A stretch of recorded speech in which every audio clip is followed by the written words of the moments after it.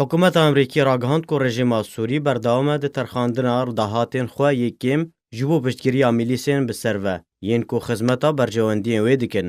وزارت دروی امریکا لسر تویتر خو نویساندیه کو رژیما سوری برداومه ژ ترخاندنا دهاتین خو ین آبوری جبو پشتگیری میلیسین بسرو و کو کارین وان کشتنا ولاتین سوری و لبرانبری وی آلین دن زنگین دکه.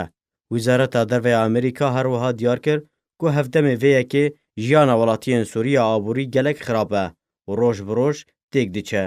کو نه سوتمنی و نه پیداوستین سرکه جبو جیانه لسوریه پیدا دبه و سربار کرد کو نها دمه کو رژیم سوری کشتن و برچی کرن ولاتین سوری راوستینه. پرانیا باجار و باجاروکین سوریه به تایبت ین دبن کنترول رژیم سوری ده سوتمنی تیده پیدا نابه به تایبت بنزین کو 1 لیتر بنزین گهشتی 1000 لیرین سوری.